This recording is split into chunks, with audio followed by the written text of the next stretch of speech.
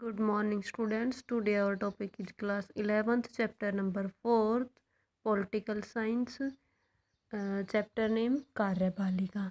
तो आज का जो हमारा टॉपिक होगा वो होगा हमारा क्वेश्चन है भारत के राष्ट्रपति की संकटकालीन शक्तियाँ या राष्ट्रपति को आपातकालीन शक्तियाँ या भारत के राष्ट्रपति की आपातकालीन शक्तियाँ की आलोचना की, यानी कि उसको आपत्ति के समय कौन कौन सी शक्तियाँ मिली हुई होती हैं। भारतीय संविधान लोकतांत्रिक शासन व्यवस्था की स्थापना करता है। राष्ट्र तथा लोकतंत्र की सुरक्षा के लिए संविधान निर्माताओं के आपातकालीन स्थिति का सामना करने के लिए राष्ट्रपति को आपातकालीन अधिकार दिए गए हैं। राष्ट्रपति के संकटकालीन अधिकार जर्मनी के वाइमर संविधान से प्रेरित है। इनको संविधान के 18वें भाग में अनुच्छेद 352 से 360 तक दिया गया है। तो ये जो आप राष्ट्रपति की निम्नलिखित 3 प्रकार की आपात शक्तियों की उद्घोषणा कर सकता है। फर्स्ट नंबर पे राष्ट्रीय आपात स्थिति, सेकंड पे राज्य आपात स्थिति, थर्ड पे वित्तीय आपात स्थिति। तो 3 प्रकार की स्थितियों का वर्णन किया गया है। राष्ट्रीय आपात जो स्थिति है युद्ध या बाहरी आक्रमण अथवा सशस्त्र विद्रोह से उत्पन्न संकट है। संविधान के अनुच्छेद 352 के अनुसार यदि राष्ट्रपति को विश्वास हो जाए कि युद्ध, बाहरी आक्रमण, सशस्त्र विद्रोह या उसकी संभावना से भारत या देश के किसी विभाग की सुरक्षा संकट में है तो वह उद्घोषणा द्वारा संकटकालीन की घोषणा कर सकता है।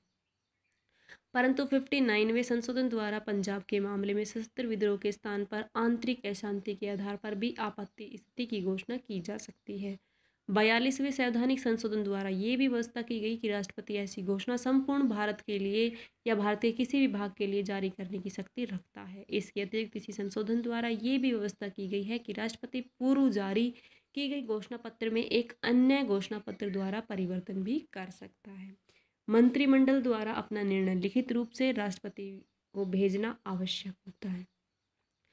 44वें संवैधानिक संशोधन के अनुसार राष्ट्रपति अनुच्छेद 352 के अंतर्गत संकट काल की घोषणा तभी कर सकता है यदि इसके संबंध में मंत्रिमंडल अपना निर्णय लिखित रूप में दे। राष्ट्रपति मंत्रिमंडल को इस लिखित सिफारिश पर पुनर्विचार करने के लिए कहा जाता है। इसके लिए फिर भी मंत्रिमंडल वह सिफारिश करे तो राष्ट्रपति को उसे मानना पड़ता है। राष्ट्रपति का निर्णय न्याय योग्य है। संविधान के अनुसार राष्ट्रपति को संकट काल के संबंध में निर्णय की पूर्ण स्वतंत्रता होती है। उसके निर्णय को कभी भी न्यायालय में चुनौती नहीं दी जा सकती है।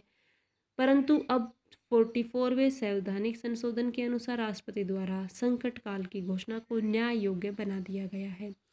अर्थात अब राष्ट्रपति द्वारा संकट काल की घोषणा को न्यायालय में चुनौती दी जा सकती है। संसद द्वारा संकट काल की घोषणा की उद्घोषणा की स्वीकृति करना। राष्ट्रपति की ऐसी उद्घोषणा के लिए संसद को स्वीकृति 1 महीने के अंदर लेनी पड़ती है। यदि 1 महीने के अंदर संसद के दोनों सदन 2/3 बहुमत से स्वीकृत न करें तो यह उद्घोषणा स्वयं समाप्त हो जाती है। यदि यह उद्घोषणा उस समय जारी की जाए जब लोकसभा विघटित होकर यदि 1 महीने के अंदर लोकसभा इसे स्वीकृत किए बिना ही भंग हो जाए तो इस प्रस्ताव को राज्यसभा के सामने रखा जाता है। यदि राज्यसभा इसे पास कर दे तो लोकसभा के पुनर्गठन के बाद इसकी प्रथम बैठक के 30 दिन के अंदर उसे लोकसभा के सामने प्रस्तुत करना पड़ता है। यदि लोकसभा इसे स्वीकृत न करे तो उद्घोषणा 30 दिन के बाद समाप्त हो जाती है। राष्ट्रपति स्वयं किसी भी दूसरी उद्घोषणा या संकटकालीन उद्घोषणा को समाप्त कर सकता है। आपातकालीन घोषणा की जो अवधि है वो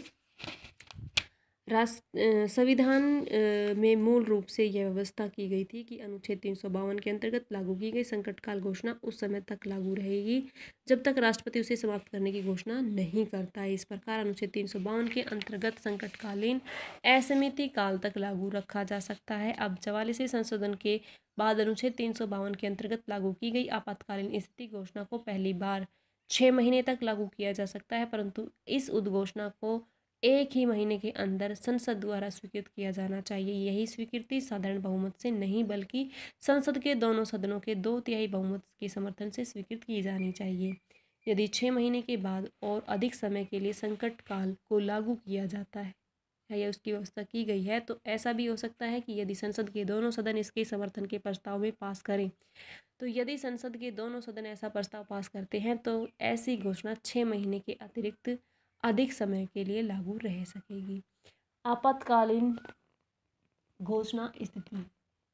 आपातकालीन ये 44वें संशोधन संवैधानिक द्वारा ये व्यवस्था की गई थी कि यदि लोकसभा संकटकाल की घोषणा लागू करने के विरुद्ध प्रस्ताव पारित कर दे तो राष्ट्रपति को संकटकालीन समाप्त करना पड़ेगा। इसके लिए विशेष विधि की व्यवस्था की गई है, जिसके अनुसार ये जरूरी है कि लोकसभा के 10% या उससे अधिक सदस्य ऐसा करने के लिए लोकसभा में प्रस्ताव पेश करें। यदि लोकसभा का अधिवेशन न हो तो ऐसा नोटिस राष्ट्रपति को दिया जा सकता है।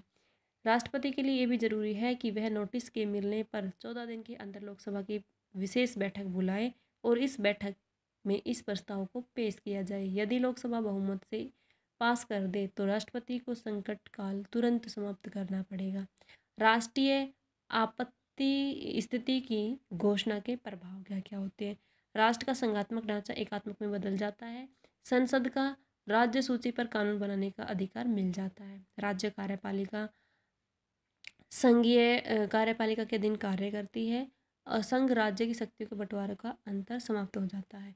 नागरिकों के मौलिक अधिकार स्थापित किए जाते हैं। राष्ट्रपति संघ और राज्यों के बीच धन का बंटवारा संबंधित परिवर्तन कर सकता है। लोकसभा पारित करके अपना कार्यालय 1 वर्ष बढ़ा सकती है। अब यहाँ पे राज्य आपात स्थिति के बारे में बात करेंगे। तो राज्य के लिए जो आपात स्थिति अवधि होती है वो मूल रूप से इस आपात स्थिति की स्वीकृति के 3 वर्ष तक लागू किया जा सकता है, जिसके लिए प्रत्येक 6 महीने बाद मंजूरी लेनी पड़ती है। लेकिन 44वें संशोधन के बाद इस आपातकालीन स्थिति को 1 वर्ष तक तभी तक बढ़ाया जा सकता है यदि अनुच्छेद 352 के अधीन बाहरी और आंतरिक आपात स्थिति की घोषणा की गई हो, यदि चुनाव आयोग प्रमाणित कर दे कि चुनाव कराना संभव नहीं है। यह अवधि अधिकतम 3 वर्ष हो सकती है, लेकिन पंजाब की आपातकालीन स्थिति के संदर्भ में संशोधन द्वारा 5 वर्ष तक निरंतर बनाए रखना पंजाब में लगातार 9 बार 6-6 महीने की अवधि बढ़ाई गई थी। 10 मई 1987 को लागू आपात स्थिति फरवरी 1992 में आकर समाप्त हुई थी। इसके जो प्रभाव दिखा रखे हैं वो भी जो हमने अब से पहले किए थे, जैसे राज्य का प्रशासन राष्ट्रपति के हाथों में चला जाता है। राज्य का राज्यपाल वास्तविक कार्यपालिका का रूप कर लेता है। राष्ट्रपति के ऐसे उपलब्धियों की व्यवस्था वो कर सकता है। राष्ट्रपति संबंधित राज्य का प्रशासन कुशलतापूर्वक चलाने के लिए कई प्रकार के नियम बना सकता है। राष्ट्रपति राज्य की विधानसभा सत्ता उसको भंग भी कर सकता है। अब आती है वित्तीय आपत्ति। वित्तीय आपत्ति भी कई बार हमारे इसी प्रकार से होती है, जो कि हम नेक्स्ट डे करेंगे। आज के लिए इतना काफ़ी है, तो तीनों पॉइंट आपको ये रीड करने होंगे। Thank you.